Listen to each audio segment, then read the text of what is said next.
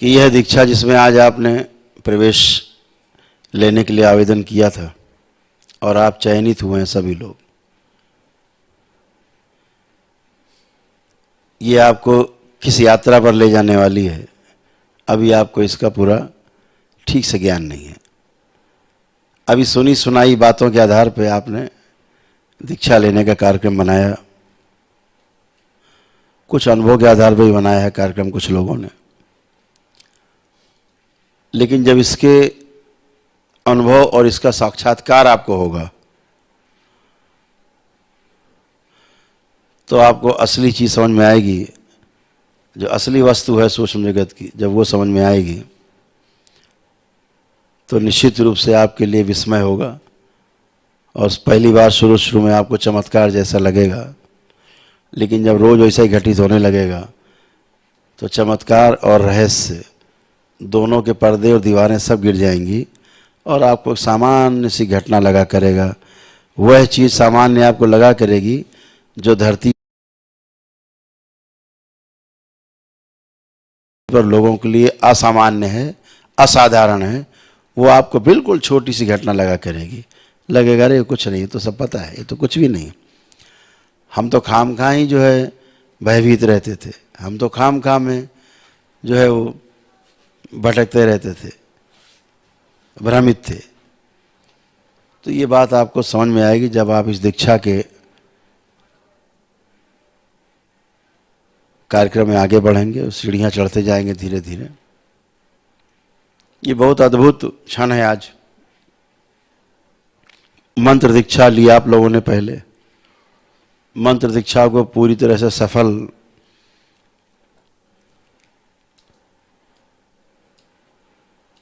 करके आपने तंत्र दीक्षा में प्रवेश लिया। इस तंत्र दीक्षा में तंत्र का अर्थ व्यवस्था है। ये बात हमेशा अंदर रखिएगा हृदय में।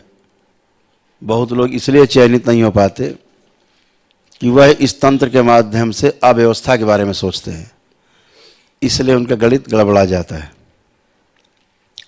यह जो आपने वीणा उठाया है सेवा का, इसको इसी भाव से सुरक्षित रखना।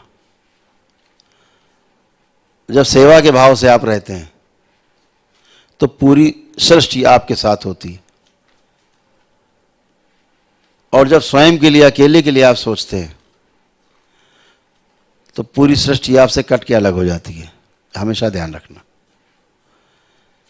जब सबके बारे में सोचते हैं तो सब आपके साथ जुड़ जाते हैं, जब अकेले के बारे में सोचते हैं तो आप बिल्कुल अकेले रह जाते हैं। ये सूत्र है, इसको हमेशा ध्यान रखिएगा। इसीलिए लोक कल्याण का बड़ा महत्व है। लोक कल्याण जब आप करने की सोचते हैं, आप देखिए आपके मन में कैसे पुलकन होती, कैसे पुलकित होता आपका शरीर, आपका हृदय कैसे अलग तरह से स्पंदित होता है, आपका मन एक अलग तरह से खिलता है, एक अलग तरह से कमल खिलते हैं आपके अंदर। सोच के, आप कभी सोच के देखो, किसी की मदद करनी है, आपके अंदर कैसे कैसे भाव उठते हैं, तरंगें उठती हैं, अद्भुत, आपको बहुत अच्छा लगता है। और किसी का नुकसान करने के बारे में सोचो, आप देखो आपके जो श्वासों का जो रिदम है ना, वो टूट जाता है, टूटने लगता है। एक भय सा व्याप्त होता है और श्वासों का रिदम ऊपर नीचे होने लगता है तेजी से, एक भय सा व्याप्त होता है। और जब किसी की मदद करने के लिए आप खड़े होते हैं तो आपके श्वासों का जो रिदम है, जो उसका संगीत है ना, एकदम प्रेम से चलता है, बहुत आनंदमय होता है। तो चाहे भूख भी लगी हो, प्यास भी लगी हो, वो आपको सताती नहीं। तो इस बात को हमेशा ध्यान रखना है कि हमें सेवा के भाव से कार्य करना है। दरबार का यही लक्ष्य है कि आप जैसे लोग जिनको सेवा का भाव अंदर है, उनको आगे लाया जाए, आपको शिक्षित दीक्षित किया जाए और आपकी क्षमता बढ़ाई जाए। सृष्टि का आप में और आपको सृष्टि में समावेशित किया जा सके। आपको शक्ति का वो पुंज बनाया जा सके जिससे गंदी और आसुरी शक्तियां, मानव जाति के खिलाफ काम करने वाली शक्तियां, उसके विरुद्ध सोचने वाली और करने वाली शक्तियां दुबक के बैठ जाएं कोने में, भयभीत हो जाएं और फिर अच्छे अच्छे कार्य हो सके मानव जाति के लिए। तंत्र का जो क्षेत्र है बहुत विशाल है। जहां पर मनुष्य की पहुंच नहीं हो पाई वहां भी तंत्र है। जहां किसी जीव की पहुंच नहीं है वहां पर भी तंत्र है। एक व्यवस्था के तहत वो भी है। अगर किसी ग्रह में मनुष्य नहीं पहुंच पाया तो वहां भी तंत्र है, वो भी एक व्यवस्था है। तो तंत्र हर जगह उपलब्ध है। आवश्यकता उसमें केवल यात्री की है कि जो यात्री है वो किस भाव से यात्रा करना चाहता है, स्वयं के लिए या सबके लिए। मैं बार बार कहता हूं कि जब स्वयं के लिए काम करना होता है तो ध्यान देने की आवश्यकता पड़ती है और ध्यान करने की आवश्यकता पड़ती है। दो तरह से हमने आपको चीजें बताई हैं। तो जब भी समाज में आप जीने जाते हैं लोगों के साथ तो आपको ध्यान देना पड़ता है। जब स्वयं के साथ जीते हैं लोगों के साथ तो ध्यान देने की आवश्यकता पड़ती है। जब अकेले जीने जाते हैं केवल तो वहाँ ध्यान करना होता है। ध्यान करते करते ध्यान होना होता है। ध्यान होते होते सविकल्प से निर्विकल्प की ओर यात्रा होती है और फिर सदा सदा के लिए खो करके पाना होता है। ये एक व्यवस्था है। तो आज जिस तंत्र दीक्षा में आप दीक्षित होने जा रहे हैं ये साधारण दीक्षा नहीं। यहाँ परम पूजनीय बाबा जी जैसे महागुरु की उपस्थिति है, माँ की उपस्थिति यहाँ पर है। माँ के साथ हमारी सभी माताओं की उपस्थिति है यहाँ पर, जिनका संरक्षण आपको और आपके परिवार को मिला हुआ है, जिन्होंने आपको शुद्ध और बिल्कुल शुद्धि की है और आपको जीने लायक बनाया है, जिंदा रहने के लिए और जिंदा जीने लायक बना दिया है आपको। वो सब लोग यहाँ उपस्थित हैं। उनकी दृष्टि के नीचे आपकी दीक्षा होने जा रही है, ये ध्यान रहे। ये भी आपको ज्ञात है कि इस दरबार से कोई बात छिपी नहीं रहती।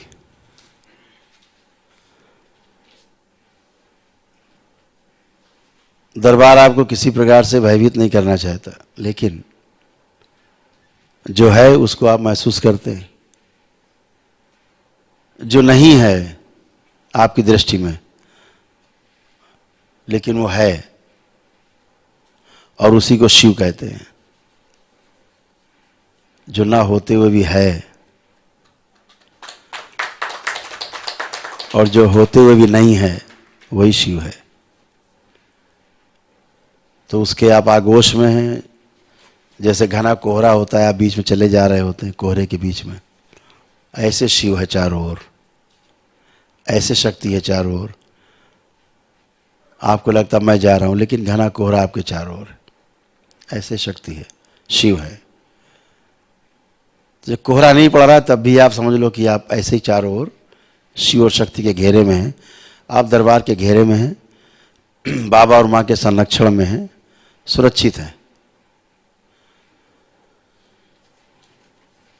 ये दरबार भोग काटने के लिए लोगों के इसका अवतरण हुआ शुरुआती तौर पे देखा जाए तो। आपकी कुंडलिनी को खोलना बंद करना इस दरबार की क्षण भर की बात है, आप देखते ही हो। और यही कुंडलिनी खुल जाए इसके लिए बार बार व्यक्ति जन्म लेता है। आप सब जन्म लेते हो बार बार।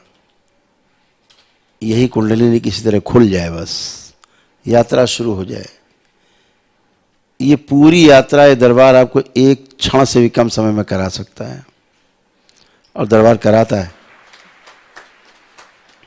जो दरबार के सेवक हैं, सेवा में रहते हैं, इनको दरबार यात्रा कराता है। क्षणों में ब्रह्मांड की यात्रा करते हैं, क्षणों में। ये छोटे छोटे बच्चे जो सेवा कर रहे हैं ना, ये संसार के बड़े बड़े साधकों से भी ज्यादा इनको ज्ञान है ज्ञान का अर्थ अनुभव है, किताबी ज्ञान नहीं है, किताबी सूचना है, वो ज्ञान नहीं है, लेकिन अनुभव है इनके पास जबरदस्त।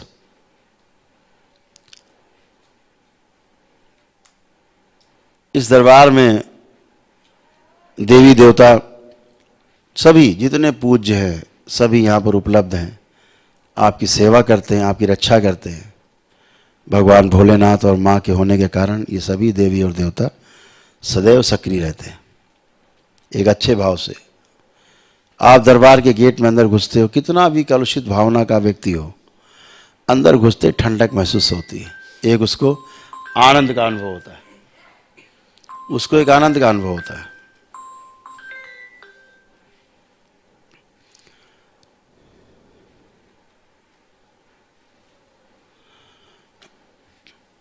वो सकारात्मक होने के कारण ऐसा होता है। बहुत कुछ है इस दरबार में जिसे भी धरतीवासी समझ नहीं पा रहे हैं, क्योंकि उसको समझने के लिए वैसा होना पड़ेगा, समझने के लिए समझदारी का विकास करना होगा उनमें। और अगर समझदारी विकसित नहीं हुई है तो दरबार के बारे में समझने में कठिनाई बहुत है।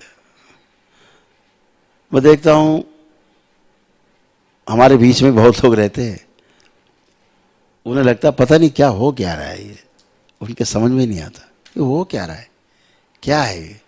रहते दिन भर बीच में साथ में, वो एक भावना, एक निगेटिविटी की रहती है अंदर, वो उनकी नहीं, हम देखते हैं कि उनकी भावना नहीं है,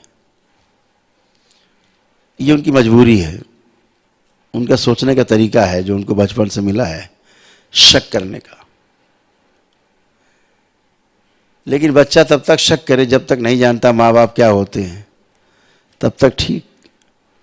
लेकिन जब बच्चा बड़ा हो जाए, स्कूल में नाम लिख जाए, हाई स्कूल इंटर पास कर ले, तब उसे स्वीकार कर लेना चाहिए कि हमारे माताओं पिता यही हैं। और अगर फिर भी ना स्वीकार कर पाए हृदय, तो फिर अपनी असलियत पे संदेह करना चाहिए कि फिर हमारी असलियत में कुछ संदेह है जरूर। अपनी ओर दृष्टि जानी चाहिए कि कहीं गंदगी अपने में बहुत गहरे में है, जो अपने माता पिता की पहचान नहीं कर पा रहे। मैं देखता रहता हूँ, अंदर अंदर हंसता रहता हूँ कि मेरे साथ रह रहे, मेरे साथ चल रहे, मेरे साथ बैठ रहे, उसके बाद भी उनको शंका फिर भी बनी हुई है, फिर भी बनी है शंका, ऐसे कैसे, ऐसे कैसे। मैं देखता हूँ भोग बहुत गहरे हैं इनके, और कहीं न कहीं भोग ले जाके गहरे में इनको डुबोएगा।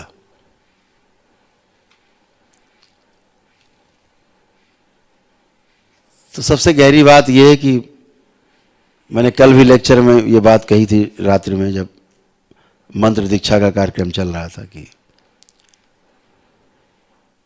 आस्था, विश्वास और श्रद्धा जो है आपका सबसे बड़ा अस्त्र है। जितना गहराई में आपके अंदर होता है, जितना गहरे भाव में होता है, वैसे ही रस रसायन आपकी शरीर में, आपके बॉडी में बनना शुरू होते हैं। शरीर एक पात्र बन जाता है, खिला हुआ कमल बन जाता है, जिसमें ओस की बूंदें टपकती हैं ऊपर से, वो ग्रहण करता है खुला कमल की तरह। अगर बंद कमल है तो ओस गिरे चाहे पानी गिरे, वो ग्रहण नहीं कर पाता है।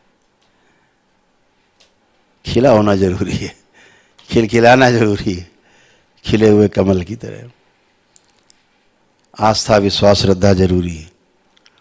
नसों में उस आस्था, विश्वास और श्रद्धा जितनी दौड़ेगी, उतना ही शरीर और जीवन दोनों उसके पात्र बनेंगे।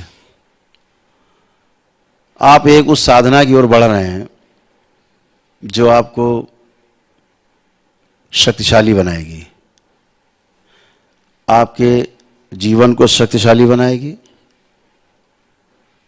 और आप इतने शक्तिशाली बन सकते हो कि लोग आपको ईश्वर के रूप में पूज भी सकते हैं, भगवान के रूप में भी देख सकते हैं आपको। इतने शक्तिशाली भी आप बन सकते हो।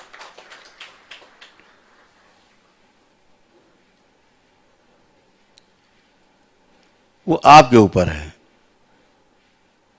कि आप किधर जाते हो, आपके मन में क्या चल रहा है, क्योंकि सृष्टि बड़ी अजीब है। आप जैसा चाहते हो वैसा ही होने लगता है, वैसी ही परिस्थितियां आपके इर्द गिर्द अगल बगल निर्मित होने लगती हैं, और धीरे धीरे धीरे धीरे आप वैसा ही बन जाते हो। अद्भुत है सृष्टि, सोच के देखो। आप केवल सोचते हो, उसी प्रकार की स्मृतियां आसपास जो होती हैं। मान लीजिए आपका अंदर से मन करे कि भोजन नहीं मिल रहा, चुरा के ही खा लें। एक भाव आया सिर्फ चोरी का, एक भाव। काहे का आया? चुरा के कुछ खा लेते हैं। तो आसपास जो चोर स्मृतियां हैं ना, चोरी करने वाली, वो सब आपकी तरफ आकर्षित होंगी। सबका जो वो है ना मुंह, जैसे आप इधर हो ना, तो सबका मुंह इधर ही घूम जाएगा। अच्छा, चारा वाहन मिला, वो सारी स्मृतियां उसी खोपड़ी में एंट्री, चोर वाली। अब इतनी चोर वाली आ जाएंगी कि फिर आदमी चोरी छोड़ डकैती करने की सोचने लगेगा। वो स्मृतियां हैं। आपने अच्छा करने को सोचा तो जितनी भी अच्छाई करने वाली स्मृतियां हैं इस ब्रह्मांड में, सबका आपकी तरफ अट्रैक्शन, और आप में तरफ आकर्षित होंगी, आपको प्रभाव देंगी, और आपसे अच्छा अच्छा और अच्छा और अच्छा और अच्छा करवाने के लिए प्रेरित करेंगी। आप पात्र बनते हो। केवल आप एक स्मृति तो आगे ला के देखो, सुसाइड करना है, कोई ऐसी कोई बात बोल दे, आप अंदर सोचो इससे अच्छा तो मर जाए, ज़्यादा अच्छा है। बस एक स्मृति आपकी बन गई, बस हो गया काम। जितनी आत्महत्या वाली स्मृतियां हैं वो आसपास आपके चक्कर और आप में एंट्री आपके आत्महत्या वाले भाव को और बढ़ा देगी। इतना बढ़ा देगा हो कि आप फंदा अंदर डाल के को लटक भी सकते हो। जो इच्छा करी हो मनमाही, तुलसीदास जी लिख भी गए हैं, वही होने लगेगा। केवल आप सोचो। सोचना कितना खतरनाक है, जरा फिर सोचो। आप हमेशा ध्यान रखो कि सोचना भी अच्छा अच्छा, मैं रोज कहता हूं, प्रतिदिन सबको कहता हूं, अच्छा सोचो, अच्छा बोलो, अच्छा करो, अच्छा देखो, अच्छा सुनो, अच्छे बन जाओगे। रोज बोलता हूं मैं। ऐसा कोई दिन नहीं जाता जिस दिन मैं ये वार्ता नहीं करता, रोज करता हूं। तो अगर देखना ही है तो अच्छा देखा जाए, खराब काहे देखा जाए। बात वही रसगुल्ले वाली। ये एक सज्जन दरवाजे के बाहर जो है हथेली में कुछ खा रहे थे, तो सामने से नीलमणि निकले। उन्होंने पूछा, भैया ये तो कहाँ खा रहे हो, तुम्हारे हाथ तो है ही नहीं कुछ, ये खा क्या रहे हो? बोले गुड़ खा रहे। गुड़? गुड़ तो दिख नहीं रहा है। बोले झूठ मूठ खा रहे।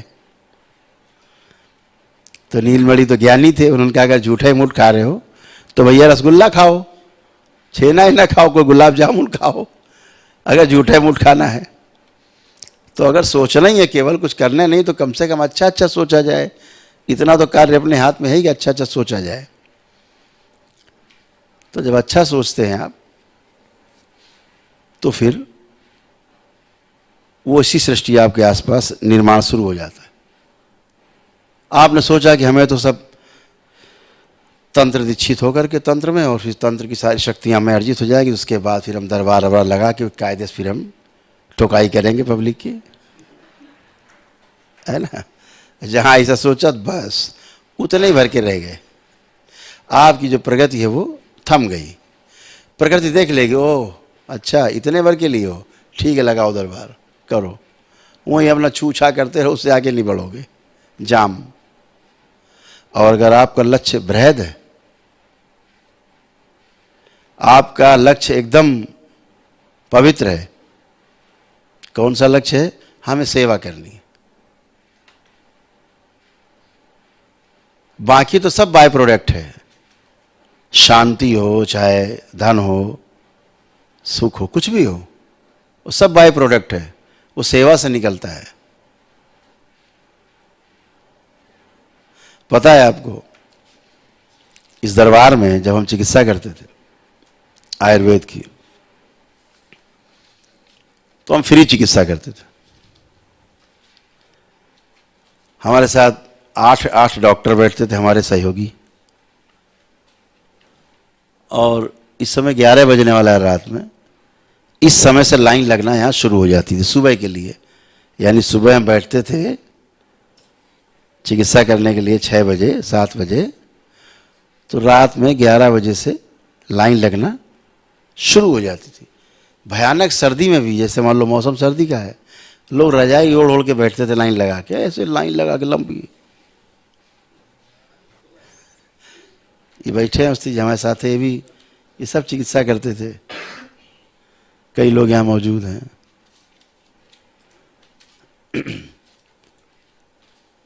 कभी कभी लाठियां भी चल जाती थी पुलिस की, इतनी भीड़ होती थी लाइन लगाने की।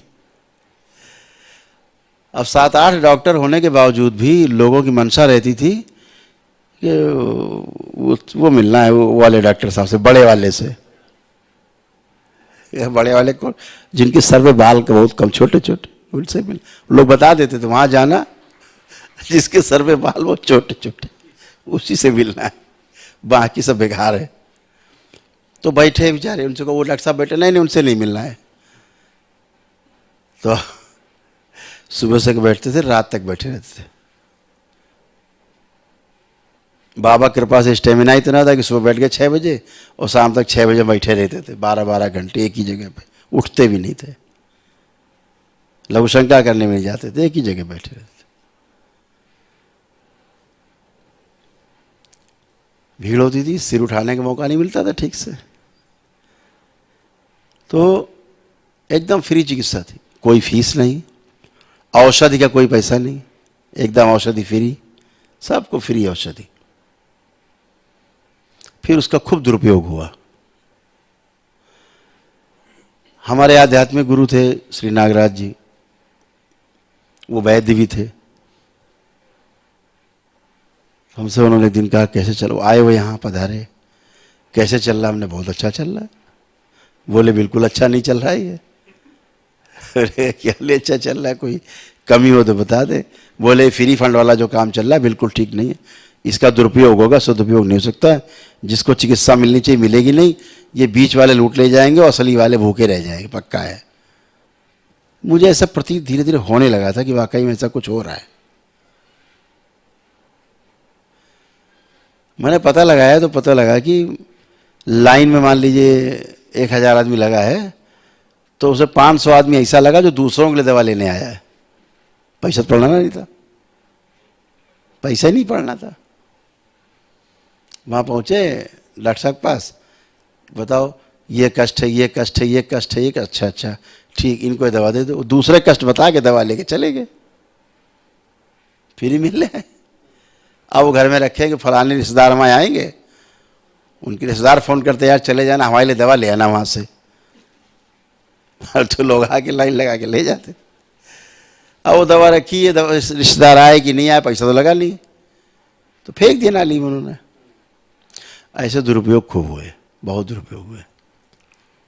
नागराज जी ने कहा, फिर हमने उसको चार्ज शुरू किया। तो 10 रुपये लगाया पहले, फिर 20 रुपये किया, फिर भी भीड़ नहीं मानी, भीड़ उठा पटक। 50 रुपये किए, 100 रुपये किए, भीड़ नहीं मानी तो नहीं मानी। 500 रुपये लगा दी, भीड़ कम हो जाए, भीड़ और बढ़ गई। अब 500 रुपये फीस लगाई हमने अपनी, तो जो भीड़ थी वो 4 गुनी हो गई। तो हमें निर्णय लेना पड़ा कि हमें ओपीडी में बैठने नहीं है, काम ही खत्म, हम उधर बैठेंगे ही नहीं। अब ये भीड़ इतनी चली आ रही, मान ही नहीं रही है। तो फिर थोड़ा और डॉक्टर से कहा तुम लोग चिकित्सा करो, हम जरा ओपीडी। फिर 2 साल में ओपीडी नहीं बैठा, क्योंकि उद्देश्य को धन कमाना नहीं था। तो ये सब देखा हमने, सब चीज़ें।